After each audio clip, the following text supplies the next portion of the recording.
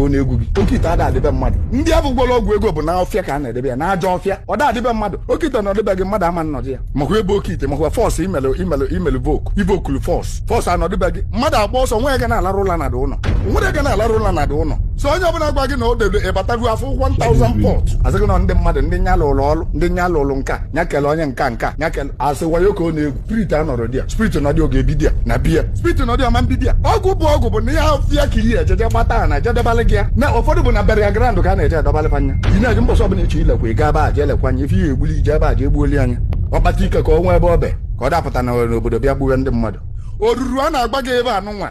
bụ na nwatakịrị ada ebe akwa n'ebe oruru dị na nwata baa akwa o were nwata a ọnya ka ya adọba n'ụlọ oru a ka ya adọba n'ụlọ so nwa dibịa ọbụla na-agba gị na o debele ọgwụ debesị ya nke a na-agbọ nka bụ wayo ka ọ na-egwu so many of them bụ wayo na asị na ndị mekanik emego amazi ndị bụ ndị ala so in that very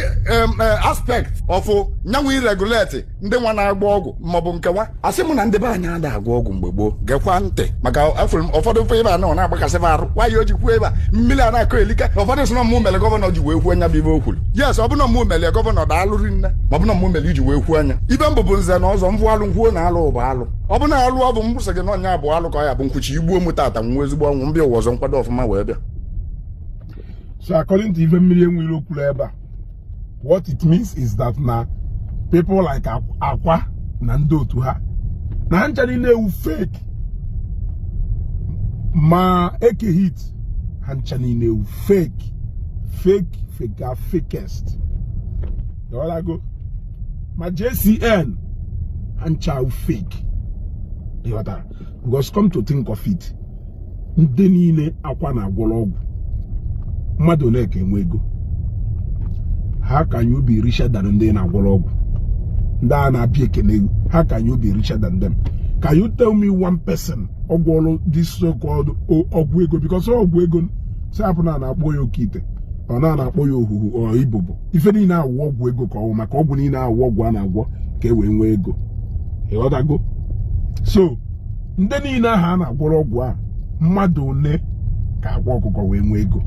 Jụọ onwe gị ajụjụ a iwee fụ na ife a na-eme ife ahụ game of luck fake ka ha ncha niile ewu onye aso n'otu nwa dibịa na-ekwu sense ha gwamasị n'ọdụgudo ịghọtago mana at least na nyanwa na-enye aka na enlighten ndị be anyị about this danger called okite ákwà ha buildoro into our youth. Ọ na-enye aka na-abịa against that cankerworm na-achọ ka o ripịasịa ụmụ okorobịa be anyị. So for the sake of that, I will give him some credit n'ebe a. Hapụzie maka ndị mechiri ọnụ na-agha aghụghọ all in the name of ime omenala. A na-etipịasị ụmụ okorobịa be anyị wuru ha na-akpala ego. The highest ọgwụ ego and the highest okite a na-agwọ n'ụwa ahụ nke ákwà ji ndị ụmụazị be anyị wee gwọ. Nyawu nke wepụta ka nara ego. Nke ndị dibịa arụrụ anọ na isi anyị ji ụmụ okorobịa be anyị wee gwọkọrọ. Because iwere mmadụ gwọ ọgwụ ego do useless. Useless chana a lot of them mana famaro. Ha na-akwụgharịzi wuru okpukuru mmadụ nkịtị na-akpagharị ebe niile.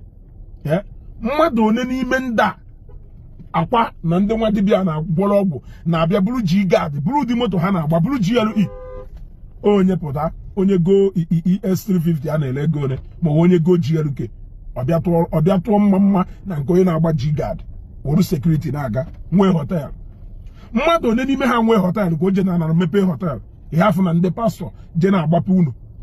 họtel. Mmadụ one n'ime fa were ile ugwu ezeghị ọnụ because ọhọ na ịmaghị eziokwu. Mmiri eweilo expose we ha keep exposing them. Hapụzie ndewu okenye arụrụ ana ha nọrọ all in the name of ụka omenala ka alụ na-eme before your own nose. Agbacha ọsọ agụọ mile alụ people like ákwà ọkụkọ na ndị otu ha onye eze Jizọs ha JCN ha akwụna alatugo ha alụ ha mee na ala Igbo onye eteki ihe ezi ji wee kpocha. Ịghọtago bịakwa ka ịkọwa ọnụ o nwere ike ya makịta mana emecha ata ihe emecha mara the highest ọgwụ ego agwụrụ n'ụwa nke ndị a ji ụmụ okorobịa anyị wee gwakọrọ wee bukọrọ ego nwee ego. A lot of people ha na-agwọrọ ọgwụ put together in hundreds cannot even produce ị mama m achagharị anya ya begodo ebe bụ ndị ọma njem ọnụ biko m ekene unu biko ana m asị gị ebe ọ bụla isi wee na-enene m ya gazie elu unu ọ bụ na ị na-enene vidio achọrọ m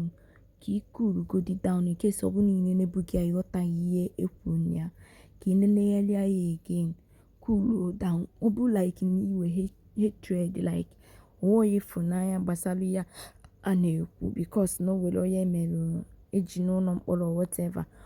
wepịa n'obi gị cool down watch a video gee ntị ọfụma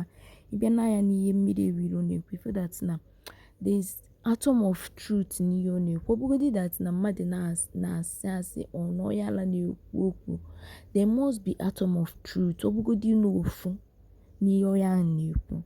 because for mmiri ewiro pụta na this interview wee na-ekwu okwu and that shows that na all my everything that has to do with okite that has to do with all this ọgwụ oke ọgwụ anịcha ha na-agwọ n'ala Igbo ịbịa na ya that na ọ sị that na ọ bụ n'okite n'eziokwu na okwuchi ike na-adị na be ha n'oge na-ajọ ọfịa ka o kwesịrị ike na-adị na-ajọ ọfịa bụ that kind of thing na-adị na onye ọbụla na-eme ya bụ wayo ka ọ na-egwu then nwee si biko ọ bụ that na ihe ọ na-ekwu bụ eziokwu why because ihe abụ ajụjụ ka m na-ajụ why ndị mmadụ ka na-eji anachi bag na gin n'ihe a nịcha ha na-eme because n'ihe a nịcha like agwọcha ọgwọ ya ha anachi ifukwa ya ọzọ jee ebe ahụ ewego complain from somebody na-asị that na ákwà liri ego ya na ọgwụ ọrịa na ọwa ọkọ